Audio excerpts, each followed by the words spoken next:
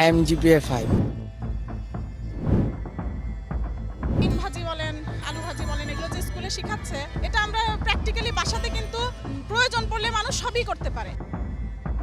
ভিডিওর শুরুতে যে ফুটেজগুলো দেখলেন সেটার সাথে আপনারা হয়তো অনেকেই পরিচিত। এটা ছিল হাসিনার আমলে বাংলাদেশের শিক্ষা ব্যবস্থার নমুনা। অথচ এরাই কিন্তু গত 16 বছর পরীক্ষা দিয়ে ধুমায় পাশ করছে, A+ পেয়েছে। ক্লাসরুমে ডিম ভাজি, আলু ভর্তা, ভাত রান্না, বিছানা ঝাড়ু দেওয়া, ট্রান্সজেন্ডার প্রমোট করা, অটো পাস, আরো কত কি যে দেখলাম। এই দেশে যেন সব সম্ভব। জন্মের পর থেকে যে জিনিস ন্যাচারালি পরিবার থেকে একটা বাচ্চা শিখে বড় হয়, সেই জিনিস যখন ক্লাস 6-7 কিশোর কিশোরীরা স্কুলে গিয়ে শেখে, তখন একটা প্রশ্ন কিন্তু করতেই হয়। এই বান্টি, তোর সাবান স্লো নাকি রে? এই তো কিছুদিন আগের কথা, বাংলাদেশের শিক্ষা ব্যবস্থা ছিল জলাতঙ্কের মতো। উবায়দুল কাদেরের ভাষণ আর শিক্ষা কারিকুলাম দুটাই ছিল একরকম।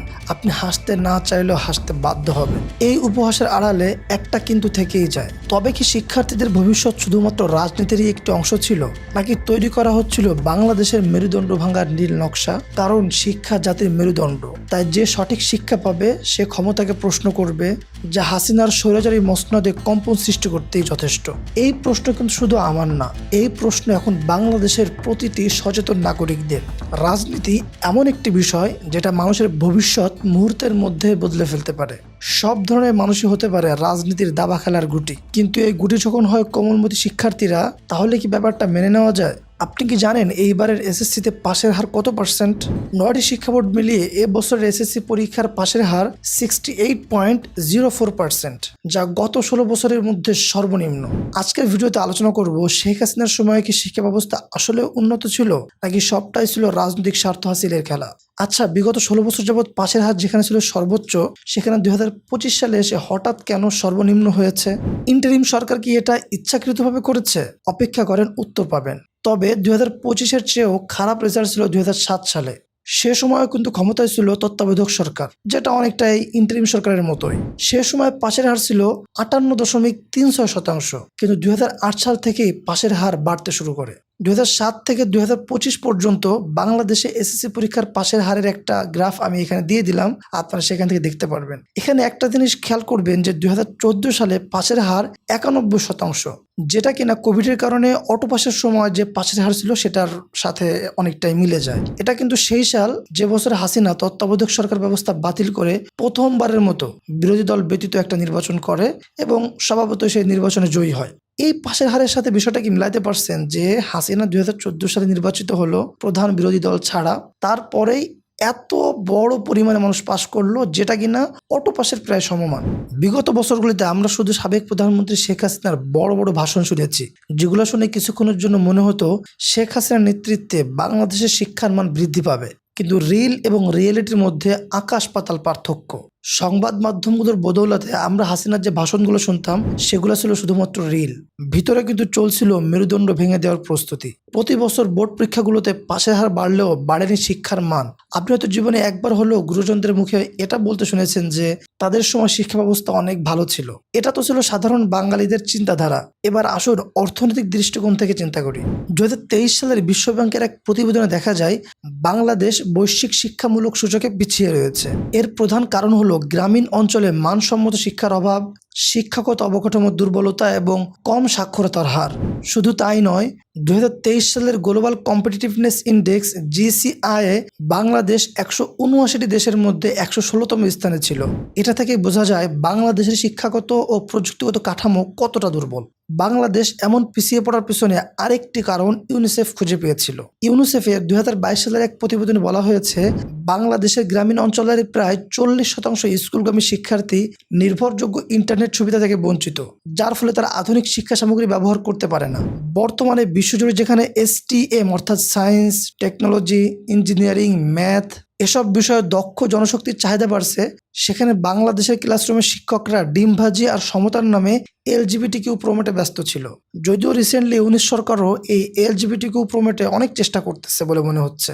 2023 সালের বাংলাদেশ পরিসংখ্যান ব্যুরোর দেওয়া তথ্য অনুযায়ী মাত্র 5% শিক্ষার্থী STEM প্রোগ্রামে ভর্তি অবস্থায় রয়েছে। এরপরও কি আপনি বলবেন বাংলাদেশের শিক্ষাখাত এগিয়ে যাচ্ছে?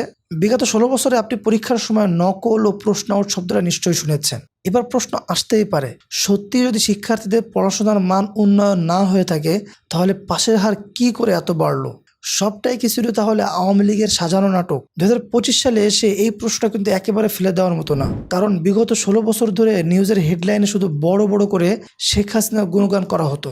আন্তর্জাতিক মিডিয়ার কাছে প্রকাশ করা হতো শেখ হাসিনা দেশের শিক্ষার্থীদের পড়াশোনার মান উন্নয়নের জন্য কাজ করে যাচ্ছে এবং শুধু পড়াশোনার উপর নির্ভরশীল না হয়ে ছেলে মেয়েদের দক্ষতা অর্জনে ভূমিকা পালন করছে। এই তো গত বছরের কথা, লন্ডনে অনুষ্ঠিত 22তম কমনওয়েলথ শিক্ষামন্ত্রীদের সম্মেলনে বাংলাদেশের অসাধারণ শিক্ষাখাতে সাফল্য অর্জন নিয়ে শেখ হাসিনার নেতৃত্বে প্রশংসা করা হয়েছিল। এর পিছনে অবশ্য বিশেষ একটি কারণ ছিল।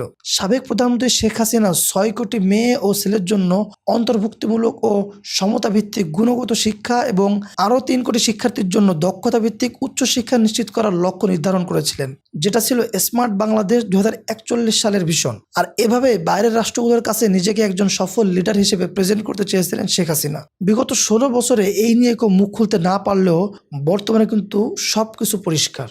এখন মানুষ তার উদ্দেশ্য সম্পর্কে বুঝতে পেরেছে কতটুকু বাজে শিক্ষা ব্যবস্থা হলে একটা দেশে স্কুলের ছেলে মেয়েদের ঘর ঝাড়ু দেওয়া, আলু ভর্তা করা, ডিম ভাজি করার মতো বিষয় শেখানো হয়। এখন প্রশ্ন আসতেই পারে যে ফিনল্যান্ড সহ অন্যান্য বিভিন্ন দেশে তো এই জিনিসগুলো শেখানো হচ্ছে। দেখেন, ফিনল্যান্ডের যে পরিস্থিতি এবং বাংলাদেশের যে পরিস্থিতি এটা কিন্তু সেম না।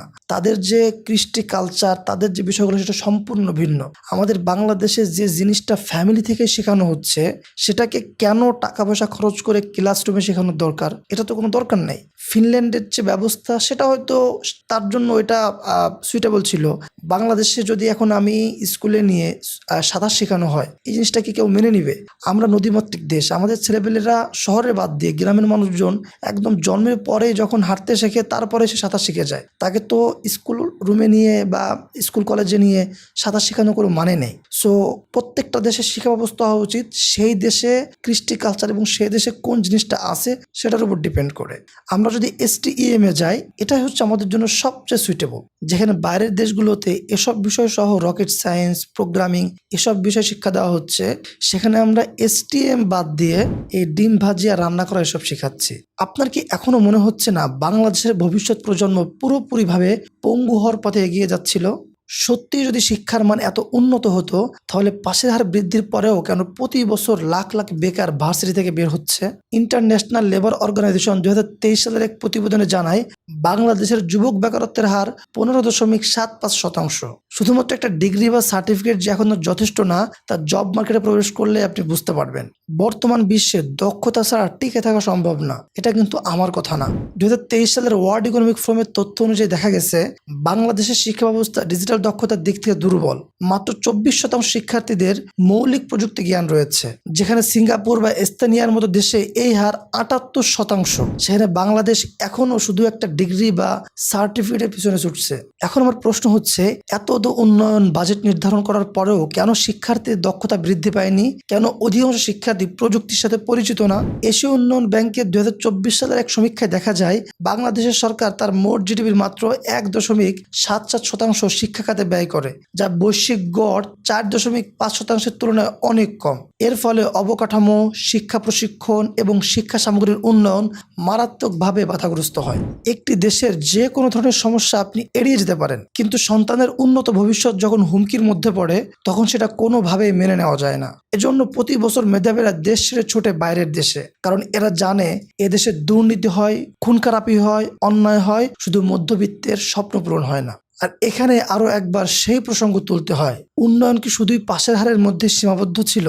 গোল্ডেন A+ পাওয়া ছেলে মেয়ে যখন সাধারণ জ্ঞানে সিম্পল একটা প্রশ্নের উত্তর দিতে পারে না, তখন আপনিও বুঝতে পারবেন গণহারে শিক্ষার্থীদের পাশ করানো হচ্ছিল। তবে এইবার কিন্তু আর সেটা হয়নি। এইবারের SSC পরীক্ষার খাতার সঠিক মূল্যায়ন হয়েছে বলে পাশের হার এত কমে গিয়েছে। তবে আমার ধারণা এইবারও সরকার কিছুটা হলেও ছাড় দিয়েছে, কারণ গত বছর যেখানে পাশের হার অনেক বেশি ছিল, এবার যদি হঠাৎ করে কমে যায় তাহলে বিভিন্ন ফ্যামিলিতে এটা নিয়ে ঝামেলা হতে পারে। কিন্তু নেক্সট ইয়ারেও যদি এটা ফলো করা হয় তাহলে নেক্সট ইয়ারেও আমরা পাশের হার অনেক কম দেখতে পাবো। যদিও অনেকে ব্যাপারটাকে শুধুমাত্র ডক্টর ইউনূসের ব্যর্থতা হিসেবে দেখছে, তবে আমি মনে করি পরবর্তী সরকার যদি এটা ফলো করে এবং শিক্ষা ব্যবস্থার বাস্তবিক অর্থে উন্নয়ন করতে পারে তাহলে বাংলাদেশের এডুকেশন সিস্টেম বদলে যাবে। এটাই কিন্তু আমাদের কাম্য। আমরা চাই আমাদের সন্তান শুধুমাত্র কাগজে কলমে না, বরং বুদ্ধিমত্তা ও দক্ষতার দিক থেকে গ্রো করুক। আপনি বিশ্বাস করুন বা না করুন, বাংলাদেশের শিক্ষা ব্যবস্থা এমন একটি পর্যায়ে যাচ্ছে যেখানে ভবিষ্যতের বছরগুলো শিক্ষার্থীদের জন্য আরো কঠিন হবে। হয়তো এমনও সময় আসবে যখন প্রকৃতভাবে মেধার মূল্যায়ন করা হবে। এরকম পরিস্থিতিতে সত্যি বলতে পড়াশোনার আর কোনো বিকল্প নেই। নকল করা যেমন কঠিন হয়ে যাবে, ঠিক তেমনি কানের কাজ দিয়েও পাশ করা কঠিন হয়ে যাবে। আপনার কি মনে হয়, এটা কি শিক্ষার্থীদের জন্য ভালো হবে, নাকি তাদের ভবিষ্যৎ আবারও অনিশ্চয়তার দিকে ধাবিত হবে?